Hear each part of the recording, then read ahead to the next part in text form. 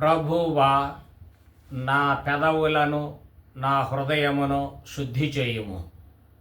నేను నీ పవిత్ర సందేశమును ప్రజలకు వినిపింతును. పితకు పుత్రునకు పవిత్రాత్మకు స్తుతులు, ఆదిలో వలె ఇప్పుడును ఎల్లప్పుడును కలుగునుగాక. తపఃకాలపు 2వ ఆదివారము. ప్రియమిత్రులారా, ఇవి తపస్సు దినాలు. 40 రోజులు కొనసాగే ఈ తపస్సులో ఉపవాసం చేయటం అనేది మొదటి అంశం. దీనిని గూర్చి మనం తపఃకాలపు మొదటి ఆదివారము నాడు ధ్యానించాం. యేసుక్రీస్తు ఉపవాసం చేస్తూ ఉండగా సైతాను ఆయనను శోధించాడు. ఆయన ఉపవాసాన్ని చెడగొట్టడానికి కుట్ర పన్నాడు. నీకేమి తక్కువైందని పస్తుండి ఆకలితో అలమటిస్తున్నావు? నీవు దేవుని కుమారుడవు అని నీవే మరచిపోయావా? లేక నీవు నిజంగానే దేవుని కుమారుడవు కాదా? నీవు నిజంగా దేవుని కుమారుడవైతే ఈ రాళ్లను రొట్టెలుగా మార్చుకొని ఆకలి తీర్చుకోవచ్చు కదా అని శోధించాడు. అందుకు యేసు ఆ దుష్ట శోధకునితో, నీవు నా గుట్టు ఎరిగి కూడా నీ తప్పుడు మాటలతో నన్ను ప్రలోభ పెడుతున్నావు. నేను ఉపవాసం చేసేది ఒక్క ఆహారం విషయంలోనే కాదు, దేవుని వాక్కును అనుసరించి జీవించటానికి అవరోధంగా నిలిచే సమస్త విషయాల్లోనూ నేను పస్తుంటాను. నా తండ్రి మాటలకు తప్ప ఇతరమైన దేనికినే నేను లొంగను అని చెప్పాడు. రొట్టెలు తిన్నందుకే మనిషి బ్రతికిపోడు. అనుదినం అందరికీ అన్నం పెట్టి ఆదుకునే దేవుడే ప్రతిరోజు వాక్యాహారముతో కూడా మనిషిని బ్రతికిస్తూ ఉంటాడు. ఇది నీకు తెలియదా? లేక తెలిసి కూడా నా తపోదీక్షతో చెలగాటమాడి చెడగొట్టాలని చూస్తున్నావా? నీవు వేసిన ప్రశ్న నీ పొట్టకూటి స్వభావానికి అద్దం పడుతుంది. దేవునితో సత్సంబంధం లేని నీ మాటలు వింటే పతనం తప్ప వేరొక ప్రతిఫలం దక్కదు. నీవు ఇక్కడ నుండి వెళ్ళిపో అని క్రీస్తు సైతానును శాసించాడు. సైతానుడు ఎన్ని విధాలుగా శోధించిన తపోభంగానికి క్రీస్తు అంగీకరించలేదు. అందువలన తల్లి శ్రీసభ మొదటి ఆదివారం నాడు క్రీస్తును పోలి ఉపవాసనిష్టను పాటించుమని మనలను ప్రోత్సహించింది. దేవుని మాట మీద ఆధారపడి జీవించుమని ప్రబోధిస్తుంది. అది 1వ ఆదివారం విషయం. ఈ తపఃకాలపు 2వ ఆదివారం నాడు అనగా ఈరోజు ప్రార్థనము అనే 2వ నిష్టను గూర్చి పవిత్ర పఠనాలు ప్రబోధిస్తూ ఉన్నాయి. ఆ విషయాన్ని ఇప్పుడు పరిశీలించుదాం. ఆదికాండం 15వ అధ్యాయము నుండి గ్రహింపబడిన నేటి మొదటి పఠనం దేవుడు అబ్రాముతో చేసుకొనిన వడంబడికను వివరిస్తుంది. ప్రభు, నీవు నాకు ఇంకేమి బహుమతిని ఇయ్యగలవు?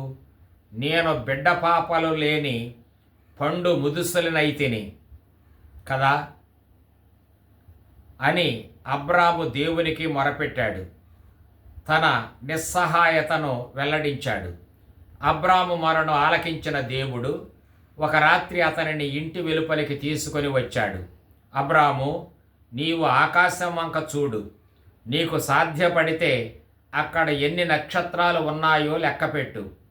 నీ సంతతి కూడా అంత మిక్కుటంగా ఉంటుంది. ఇది నా మాట అన్నాడు ప్రభువు. ఆదికాండం 15:5. దేవుడు చెప్పినది జరిగి తీరుతుందని అబ్రాము నమ్మాడు. అతడు మారు మాట్లాడలేదు. ప్రభు అతని మనస్తత్వాన్ని మెచ్చుకొన్నాడు.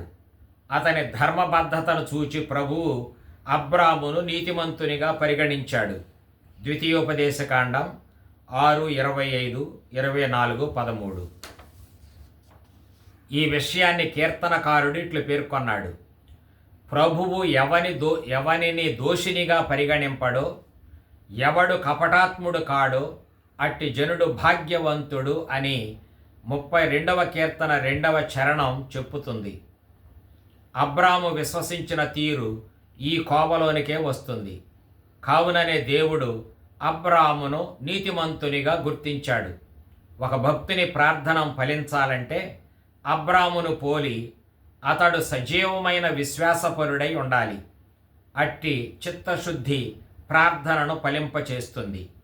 అబ్రాము దేవుని యందు అంత ఆసక్తి గలవాడు కనుకనే దేవుడు అతనిని ప్రశంసించాడు. అతనిని ప్రశంసించటం మాత్రమే కాదు, దేవుడు తన ప్రాణం మీద ఒట్టు పెట్టి ఒడంబడిక కూడా చేసి కొన్నాడు. ఆ ఒడంబడిక నిర్వహణము కొరకు 2 తుండెములుగా ఖండింపబడిన జంతువుల ముక్కల మధ్య నుండి ప్రభువు అగ్ని రూపములో వెళ్ళాడు. ఒడంబడికను స్థిరీకరించాడు. ఇట్లు చేసి ప్రభువు తన మాటను తప్పక నిలబెట్టుకుంటానని ఒక గుర్తును ఇచ్చాడు. ఆ సమయంలో అబ్రాము గాఢ నిద్రలో మునిగిపోయాడు. ఆ నిద్రలో అబ్రాము దైవానుభూతిని పొందాడు. వాస్తవానికి అది శరీరభారము చేత పొందిన నిద్రమత్తు కాదు, కానీ దేవుని ఎదుట ప్రార్థనలో నిమగ్నమై తన్మయత్వం చెందటం. దేవుడు అబ్రాము కొరకు నిప్పుమంటల గుండా నడవటాన్ని అబ్రాము ఆత్మ పరవశంతో తిలకించాడు. అది దేవుని ప్రగాఢ ప్రేమకు గుర్తుగా ఉన్నది. అది దేవుని సాన్నిధ్యమునకు చిహ్నంగా ఉంది. దేవుడు నిప్పుమంటలాగా దిగివచ్చి ఒడంబడికను స్థిరీకరించటం, తాను చేసిన ప్రమాణాన్ని తప్పక నెరవేరుస్తానని నిర్ధారించటం అనేది గొప్ప విశేషం. అందుకు అబ్రాము, ప్రభువే నాకు అండదండ, ప్రభువే నాకు దీపము, నాకు రక్షణము, నేను ఎవరికిని భయపడనక్కరలేదు అంటూ ప్రభువును స్తుతించాడు. పెంతెకోస్తు నాడు అగ్ని రూపములో పవిత్రాత్మ సర్వేశ్వరుడు అపోస్తులపై వేంచేసిన దృశ్యాన్ని ఇది తలంపునకు తెస్తుంది. ఆ సమయంలో కూడా ఏకాగ్రతతో ప్రార్థనలో నిమగ్నమయ్యున్న అపోస్తలులు ఆత్మ దిగిరాగానే పారవస్యం చెందారు. ఈ తపఃకాలంలో ప్రార్థన కొరకు అధిక సమయమును కేటాయిస్తున్న మనం కూడా ఈ అనుభూతిని పొందాలని తల్లి శ్రీసభ ఆశిస్తుంది. ఇటు తాదాత్మ్యాన్ని పొందుమని ప్రోత్సహిస్తుంది. బెర్నదెత్తు అనే బాలిక లూర్దు నగరములో మరియమాత దర్శనం పొందినప్పుడల్లా ప్రార్థన చేసుకుంటూ తన్మయంలో మునిగిపోయేది. పారవస్యంలోనే జపమాల ప్రార్థన చేసి ముగించేది. ఆ సమయంలో తన చుట్టూ ఏమి జరుగుతుందో ఆమెకు తెలిసేది కాదు. ప్రార్థనా పరులకు కలిగే గొప్ప భగవదానుభూతియే ఇది. ఈ దైవానుభూతిని పొందటం కొరకే యేసు ప్రభువు ప్రార్థనకు నీవు ఉపక్రమించినప్పుడు గదిలో ప్రవేశించి తలుపులు మూసుకొని అదృశ్యుడయ్యున్న నీ తండ్రిని ప్రార్థింపుమని హెచ్చరించాడు. మత్తయి 6:6. ఇక్కడ గదిలోకి వెళ్ళడం అంటే నీ అంతరంగంలో ప్రవేశించటం, మనస్సును హృదయమార దేవుని మీద లగ్నం చేయడం, అబ్రాము వలె దేవుని నమ్మటం, ప్రభువు చెప్పిన దానిని ఏమాత్రం శంకించకుండా ఆయన విశ్వసనీయతపై ఆధారపడి వినయంగా మసలు కొనటం, ఇవన్నీ గదిలో ప్రవేశించటం అనే ప్రయోగంలో ఇమిడి ఉన్న భావాలు. తలుపులు మూసికొనడం అంటే ప్రార్థన సమయంలో పరధ్యానానికి హేతువగు కన్నులు, చెవులు మొన్నగు ఇంద్రియములను అదుపులో ఉంచుకొనడం. ఇట్లు చేయగలిగిన నాడు ప్రార్థించటం కష్టమేమీ కాదు. ప్రార్థనలో పారవస్యం పొందటం అరుదేమీ కాదు. నేటి ప్రత్యుత్తర కీర్తన చెప్పుచున్నట్లు చిత్తశుద్ధితో ప్రార్థనలో నిమగ్నమైన వ్యక్తి అబ్రాము వలె ప్రభువే నాకు దీపము, నా రక్షణము ఆయనే అనే అనుభవానికి వస్తాడు. కీర్తన 27:1. అబ్రాము దేవుని మీద ఎంత విశ్వాసం కలిగి మొరపెట్టాడో అంతే విశ్వాసముతో ఆయన వాగ్దానాలను కూడా నమ్మాడు.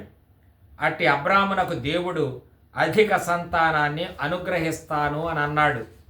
సంతానముతో పాటు వారు నివసించడానికి సొంత భూమిని కూడా ఇస్తాను అని అన్నాడు. అబ్రాము, నేను సర్వేశ్వరుడను, ఈ భూమిని నీ వశము చేతును అన్నాడు దేవుడు. ఆ ప్రమాణం నెరవేరి తీరుతుంది అనడానికి ఒడంబడికను ముద్రించాడు. ఇంతకు అబ్రామునకు సొంత భూమిని కట్టి పెట్టటం అంటే ఏమిటి? ఈ ప్రశ్నకు మన అనుభవమే సమాధానం చెప్పాలి. మన సొంత భూమి అంటూ మనకు ఉంటే అది అన్ని రకాల దీవెనలకు కారణమవుతుంది. మనం 2 పాదాలు ఊని నిలబడిన సొంత భూమి అది పంటనిస్తుంది, పూలనిస్తుంది, చల్లని గాలిని వీచేలా చేస్తుంది. అది చక్కని పచ్చని చెట్లతో నిండి ఉంటుంది. ఆకాశ పక్షులు కిలకిల రావాలు చేస్తూ మనస్సునకు ఉల్లాసాన్ని కలిగిస్తూ ఉంటాయి. ఈ రీతిగా దేవుని మంచితనాన్ని, ప్రేమను అది ప్రతిబింబిస్తుంది. 37వ కీర్తన భూమిని గురించి ఇట్లు చెప్పింది: నీవు ప్రభువును నమ్మి మంచిని చేయుము, అతని దేశమున వసించుచు సురక్షితముగా ఉండుము. దీనులు ప్రభువు దేశమును స్వాధీనము చేసుకొందురు, వారు మిక్కుటమైన అభివృద్ధిని, శాంతిని అనుభవింతురు. సత్పురుషులను కాపాడుచు దేవుడు దేశమును కలకాలము భుక్తము చేయును. కష్టకాలము ప్రాప్తించినప్పుడు వారు బాధలకు గురికారు. కరవు కాలమున వారికి వలసినంత తిండి దొరకును అని.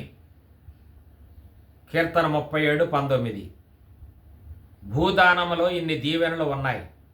ప్రార్థనాపరుడును, మహావిశ్వాసియును, నమ్మకపాత్రుడును అయిన అబ్రహామును దేవుడు ఇన్ని విధాలుగా దీవించాడు. అతని జీవితాన్ని పూర్తిగా మార్చివేశాడు. ఆయన జీవితం రూపాంతరం చెందింది. ఇప్పుడు మనం నేటి సువార్త గ్రంథ పఠనాన్ని పరిశీలించుదాం. లూకా సువార్త 9వ అధ్యాయం 28వ వచనం నుండి 36 వరకు. ఒక ఆదివారం నాడు యేసు ప్రభువు పేతురు, యోహాను, యాకోబు అను 3 అపోస్తలులను వెంటబెట్టుకొని పర్వతము పైకి వెళ్ళాడు. ఎందుకో తెలుసా? ప్రార్థనం చేసుకొనడానికి పర్వతం పైకి వెళ్ళాడు.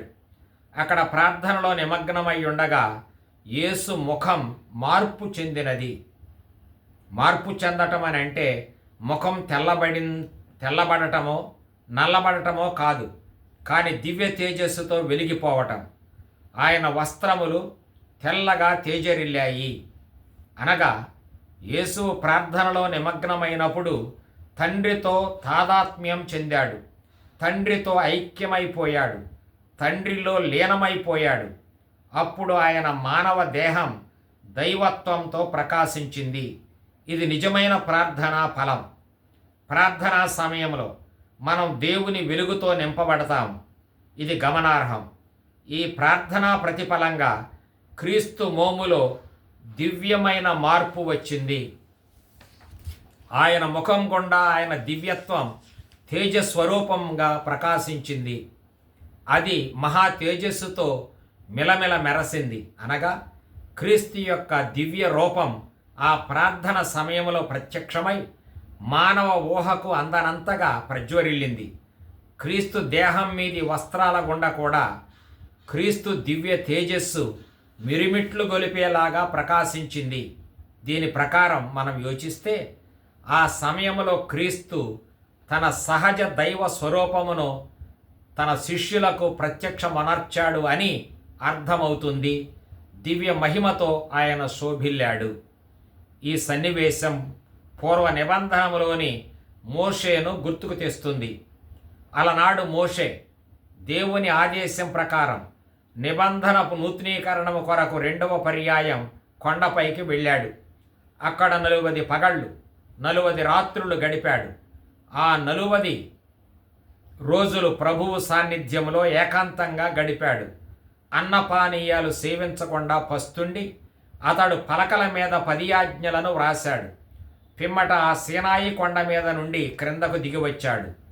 ప్రభువు సన్నిధిలో ఉంటూ ప్రభువుతో మాట్లాడి వచ్చుట వలన మోషే ముఖం తేజస్సుతో ప్రకాశిస్తూ ఉంది.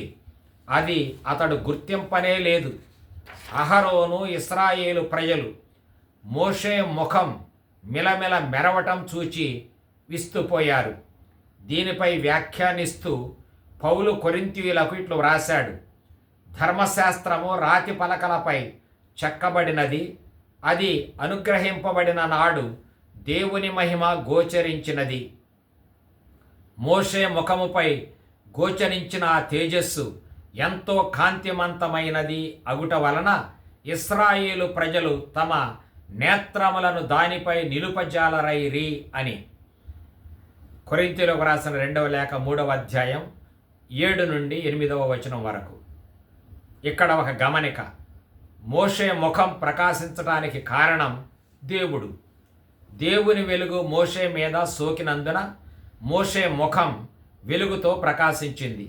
కానీ క్రీస్తు విషయంలో జరిగింది అది కాదు. క్రీస్తు స్వయం ప్రకాశం. ఆయనే వెలుగు, ఆయనే దివ్య తేజస్సు. స్వాభావికంగానే ఆయన తేజోమయమైన స్వరూపం దైవం. మోషే దేవుని తేజస్సును సూర్య కిరణము అద్దములో ప్రతిబింబించినట్లు ప్రతిబింబించాడు. కానీ క్రీస్తు స్వకీయ దివ్య తేజస్సుతో మహాజ్యోతిగా ప్రకాశించాడు.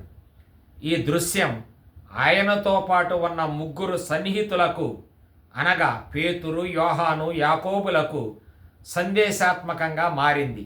ఏమిటి ఆ సందేశం? ఆ సందేశం ఇది: ఈ దివ్య సాక్షాత్కారమునకు ముందుగానే క్రీస్తు తన శిష్యులతో, మనుష్య కుమారుడు అనేక శ్రమలను అనుభవించి పెద్దలచే, ప్రధానార్చకులచే, ధర్మశాస్త్ర బోధకులచే నిరాకరింపబడి చంపబడి 3వ దినమున ఉత్థానమగుట అగత్యము అని తాను పొందబోవు శ్రమలను గూర్చి ప్రస్తావించాడు. ఆ మాటలు విని శిష్యులు అట్లు జరగకూడదు అని అన్నారు.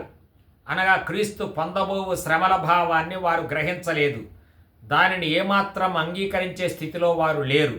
అయినా అది జరిగి తీరుతుంది అని క్రీస్తు చెప్పక చెప్పాడు. శిష్యులకు అది మింగుడు పడలేదు. దానిని గూర్చి వినినప్పుడే వారు అంతగా నిరసనను వ్యక్తం చేస్తే, అది వాస్తవంగా జరిగినప్పుడు దానిని అంగీకరించడం శిష్యులకు మరింత దుర్భరమవుతుంది. వారు నిరాశ చెందుతారు. మనకు ఇక పుట్టగతులు లేవనుకొని నిస్పృహతో పుట్టకొకరు చెట్టుకొకరు అయిపోతారు. అందుచేతనే క్రీస్తు తన సన్నిహితులైన 3 అపోస్తలులను తీసుకొని వెళ్ళి తన దివ్యత్వాన్ని వారికి ప్రత్యక్షపరచాడు. తన ద్వారా వారు పాలు పొందబోవు దివ్య జీవనాన్ని రుచి చూపించాడు. ఆయన నిస్సహాయ స్థితిలో అవమానాన్ని, హింసలను అనుభవిస్తూ శిలువపై వ్రేలాడుతూ, నా దేవా, నా దేవా, నన్నేల విడనాడితివి అని మొరపెట్టి ప్రార్థించినప్పుడు శిష్యులు నిరాశ చెందకూడదు. కానీ పర్వతం మీద వారు పొందిన దివ్య సాక్షాత్కారాన్ని, ఈ దివ్యానుభూతిని జ్ఞప్తికి తెచ్చుకొని నిబ్బరంగా ఉండడానికే క్రీస్తు తన దివ్య స్వరూపాన్ని వారి ఎదుట కనబరిచాడు. నరావతారుడుగా అనుభవిస్తున్న ఈ అన్యాయపు శిక్షా శ్రమలు ఆయన దివ్య మహిమను ఈ లోకానికి మరుగుపరుస్తాయని క్రీస్తు ఈ దివ్య దర్శన భాగ్యాన్ని ఆ 3 శిష్యులకు ముందుగానే కలిగించాడు. 12లో ఈ 3 ప్రముఖులు గనుక వీరి సాక్షాధారంతోనే మిగిలిన 9 మంది కూడా ఈ సత్యాన్ని అంగీకరిస్తారనేది క్రీస్తు ఉద్దేశం. శిష్యులందరూ క్రీస్తు శ్రమలానంతరం ఉత్థాన మహిమ ప్రత్యక్షం కొరకు ఆశతో ఎదురు చూడాలనేది ఆయన ఆకాంక్ష. యూదుల సంప్రదాయం ప్రకారం ఒకరిని దోషి అని నిర్ధారించడానికి, అతనిని శిక్షించడానికి ఒక్కని సాక్ష్యము చెల్లదు. 2 లేక 3 సాక్ష్యం చెప్పాలి. ద్వితీయోపదేశకాండం 17:6.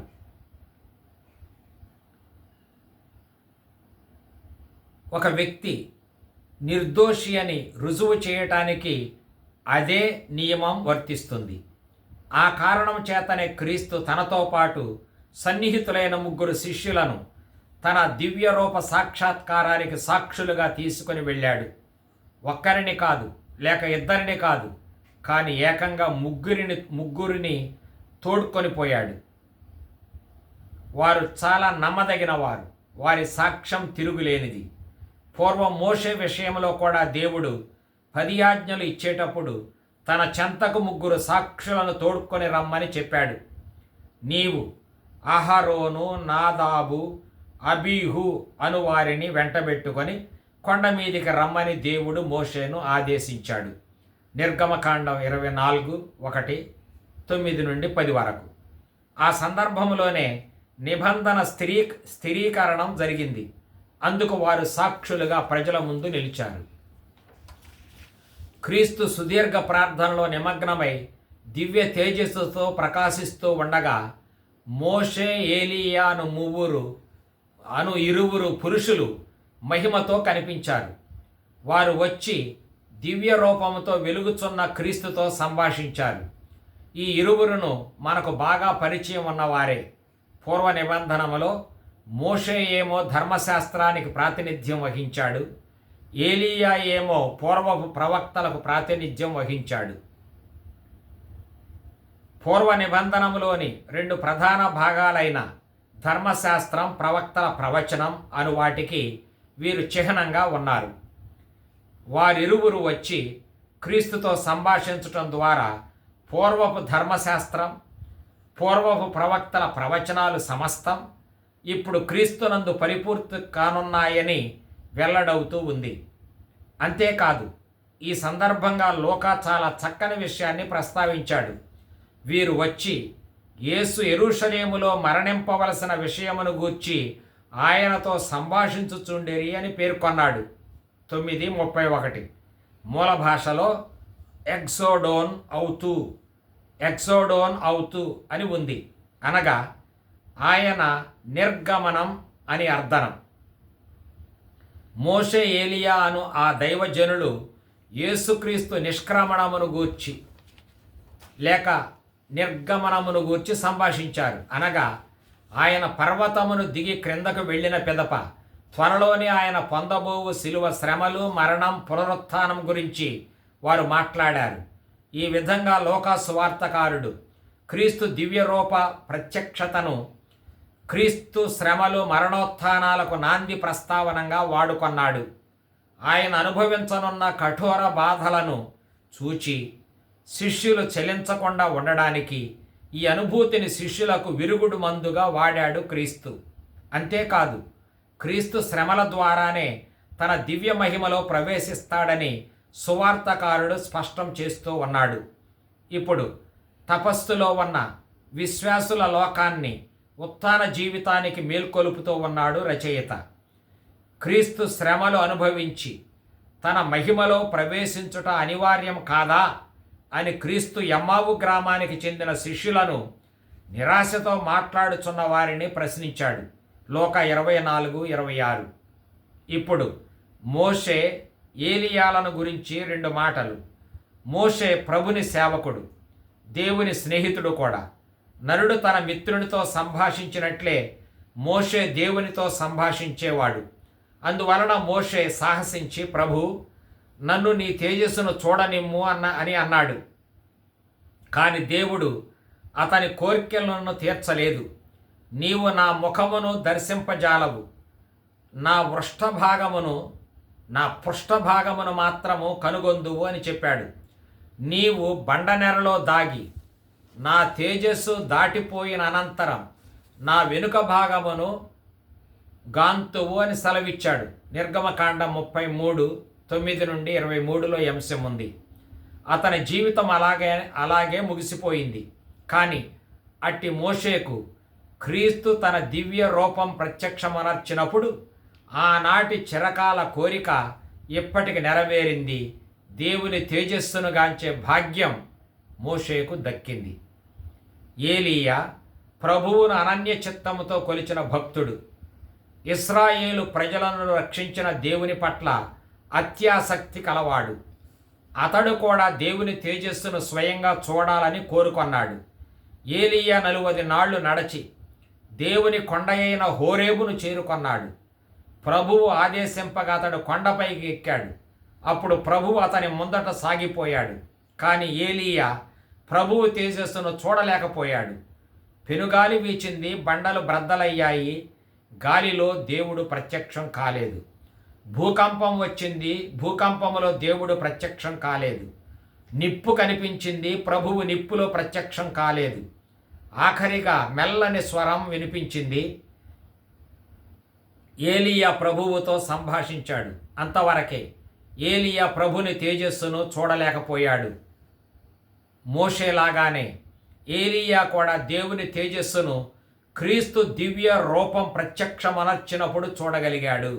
కావున మనం దైవ దర్శనం కొరకు చేస్తున్న ప్రయత్నాలన్నీ, ఉపవాస ప్రార్థనలన్నీ క్రీస్తునందు ఫలిస్తాయి. క్రీస్తునందే మనం దేదీప్యమానంగా ప్రకాశించే దివ్య తేజస్సును, దైవత్వాన్ని చూస్తాము. మహా తేజస్సుతో నిండియున్న క్రీస్తు మోము క్రీస్తు దైవత్వాన్ని సూచిస్తుంది. తమ సంభాషణ ముగిశాక మోషే, ఏలీయా వెళ్ళిపోతూ ఉండగా పేతురు యేసు ప్రభువుతో, ప్రభు, మనం ఇక్కడే ఉండిపోవటం మంచిది, కనుక మీ కొరకు ఒకటి, రెండవది మోషేకు, మూడవది ఏలీయాకు 3 పర్ణశాలలను నిర్మిస్తాము అని చెప్పాడు. లోకా 9:33. ఇక్కడ విశేషార్థం ఏమీ కనిపించటం లేదు. ఏదేమైనా యూదుల పర్ణశాలల పండుగకు ఇది అన్వయమని కొందరు వ్యాఖ్యాతలు భావిస్తున్నారు. ఈ గుడారముల పండుగను యూదులు సుక్కోత్ అని పిలుస్తారు. పంటలు ఎండ్లకు చేరిన తరువాత దేవునికి కృతజ్ఞత తెలుపుతూ 7 రోజుల పాటు యెరూషలేములో జరుపుకునే పండుగ ఇది. ఈ పండుగకు కాలక్రమంగా విస్తృత భావం ఏర్పడింది. ఈ పండుగలో వట్టి యూదులే కాకుండా అన్యజాతి వారు కూడా పాల్గొని సర్వశక్తిమంతుడైన ప్రభువును ఆరాధించే బాధ్యత కలిగి ఉన్నారని చెప్పబడింది. వారు అట్లు చేయకుంటే దైవ శిక్షకు పాత్రులవుతారని కూడా జకరియా ప్రవక్త పేర్కొన్నాడు. 14వ అధ్యాయం 16 నుంచి 21వ వచనం వరకు. పేతురు మాట్లాడుచుండగానే ఒక మేఘము ఆ శిష్యులను క్రమ్ముకొని వారిని ఆవరించింది. ఈ మేఘం పవిత్రాత్మ సాన్నిధ్యాన్ని సూచిస్తుంది. ఈ ఆత్మయే సమాగమపు గుడారమును కప్పివేశాడు. ప్రభువు తేజస్సుతో గుడారమును నింపివేశాడు. నిర్గమకాండం 40:35. అదే రీతిగా పవిత్రాత్మ కన్యమరియమ్మను కూడా ఆవరించాడు. లోకా 1:35. ఇప్పుడు ఈ 3 అపోస్తలులను ఆవరించాడు. అంతటా వారికి దేవుని స్వరం వినిపించింది. ఈయన నా కుమారుడు, నేను ఎన్నిక చేసుకొనినవాడు, ఈయనను ఆలకింపుడు అని వాణి పలికింది. ఆయనను ఆలకింపుడు అనే అంశం మీద మనం ధ్యానం చేయాలి. ఇక్కడ ఆలకింపుడు అంటే ఆయనకు విధేయులై ఉండు అని స్పష్టమవుతుంది. క్రీస్తు వారికి ఇచ్చు ఆజ్ఞలను వారు పాటించి తీరాలి. దానికి కారణం ఏమిటి? క్రీస్తు దేవుడు కనుక ఆయన మాట వారికి శిరోధార్యం. నరావతారుడైన ఆయనలో దైవత్వం ఉన్నది. క్రీస్తే ఒకనాడు నన్ను చూచినవాడు నా తండ్రిని చూచి ఉన్నాడు అని తెలిపాడు. యోహాను 14:9. అందుచేత క్రీస్తు శిష్యులు కానీ ప్రపంచ జనులు కానీ ఆయన్ని దేవునిగానే చూడాలి కానీ దానికి తక్కువ చేసి మాట్లాడకూడదు. పేతురు గుడారములను ఏర్పాటు చేస్తానంటూ మోషే, ఏలీయా, యేసు ఈ 3కి ఒకే స్థాయిని కల్పించి మాట్లాడాడు పేతురు. అది సరికాదు. కొంతమంది బుద్ధుడు, గాంధీ, క్రీస్తు అని పుస్తకాలు కూడా వ్రాస్తున్నారు. ఆ 3 ఒకటి కాదు. కనుకనే ఆ దైవవాణి ఇతడు నా కుమారుడు అనగా దేవుడు, ఈయన వాక్కులను దైవాజ్ఞలుగా స్వీకరించి పాటించాలి అని అంటూ క్రీస్తు మాటలు దైవాధికారం గల దైవ వాక్కులు అని తేటతెల్లం చేశాడు. అందువలన శిష్యులు క్రీస్తును గూర్చి కానీ ఆయనతో కానీ తమకు తలంచినట్లు మాట్లాడకూడదు. ఆయన చేపట్టిన మార్గం దేవుని మార్గం. ఆ మార్గంలో శిష్యులు నడవాలి. అంతేకాని శ్రమలు కానీ శిలువ మరణము కానీ నీకు వాటిల్లకూడదు అని వివేకాన్ని కోల్పోయి శిష్యులు మాట్లాడకూడదు. వారు చెప్పినట్లు క్రీస్తు నడవడు. క్రీస్తు ఆదేశించినట్లు వారు క్రీస్తు చూపించే శిలువ మార్గములో నడవాలి. అప్పుడు గాని ఉత్థాన మహిమను చూచే భాగ్యం తన శిష్యులకు దక్కదు. అందువలననే వారు క్రీస్తు చెప్పినట్లు చేయాలి. క్రీస్తు దైవత్వాన్ని వారు గుర్తించాలి. ఆయనకు సంపూర్ణ విధేయతను చూపాలి. జగమంతా క్రీస్తు ఆజ్ఞలను పాటించవలసిందే. నేటి సువార్త గ్రంథ పఠనం శిష్యులు ఆ విషయమును ఎవరికినీ చెప్పలేదు. మౌనంగా ఉండిపోయిరి అనే వచనంతో ముగుస్తుంది. ఈ వచనం రెండు అర్థాలను స్ఫురింపచేస్తుంది. ఒకటి, శిష్యులు క్రీస్తు ఆదేశాన్ని శిరసావహించారు అని ఎందుకంటే క్రీస్తు అంతకు ముందుగానే ఈ సంగతిని ఎవరికిని తెలుపకుడు అని ఆజ్ఞాపించాడు. లోక 6:21. దాని ప్రకారమే వారు మౌనం వహించారు, క్రీస్తును విధేయించారు. 2, క్రీస్తు అనుభవించవలసిన శ్రమలు, మరణం, ఉత్థానం పూర్తి అయిన తరువాత వీరికి పవిత్రాత్మ అనుగ్రహింపబడతాడు. అప్పుడు మాత్రమే వారు ఆయన సాక్షులుగాను దైవవాక్య బోధకులుగాను వ్యవహరిస్తారు. లోక 1:2. అందువలన ఆయన నిర్గమనం వరకు వారు మౌనంగా ఉండిపోతారు. నేటి 2వ పఠనంలో ఆసియా మైనరులో ఉన్న ఫిలిప్పీ సంఘ ప్రజలను పౌలు మేల్కొలుపుతూ ఉన్నాడు. ప్రార్థనా విధానములో క్రీస్తును అనుసరింపుమని హెచ్చరించాడు. దివ్య పూజలో యాజకుడు మీ మనస్సులను ప్రభువు వైపు త్రిప్పుడు అని పిలుపునిస్తాడు కదా. పౌలు కూడా లోక విషయాలతో సతమతమయ్యే వారిని అప్రమత్తం చేస్తూ ఉన్నాడు. వారి మనస్సులను దేవునిపై నిలుపుమని సూచిస్తూ ఉన్నాడు. క్రీస్తు శిలువ మరణానికి శత్రువులుగా జీవింపరాదని నొక్కి చెప్పుతున్నాడు. కొందరికి దేహవాంఛలే దైవంగా ఉన్నాయని వారి భక్తిహీనతను వ్రేలెత్తి చూపించాడు పౌలు. మనం పరలోక పౌరులం కనుక మన మధ్య శరీరాలను క్రీస్తు ద్వారా దివ్యత్వాన్ని పొందేలాగా దేవుడు చేస్తాడు. క్రీస్తు ప్రభువునకు మొరపెట్టుమని పౌలు వాకుంటూ ఉన్నాడు, ప్రోత్సహిస్తూ ఉన్నాడు. మన సర్వస్వమును దేవుని శక్తికి లోబరచాలని పిలుపునిస్తూ ఉన్నాడు. ఈ హెచ్చరికలను మనం మనస్సుతో ధ్యానించాలి, మనస్సులో నిలుపుకోవాలి. నిలుపుకొని ఫలప్రదమైన ప్రార్థనా జీవితమును గడుపుదాం. కనుక నేటి మాట ఇది: నిరంతరం ప్రార్థనలో నిమగ్నమగుము, క్రీస్తు దివ్యమోమును దర్శింపుము.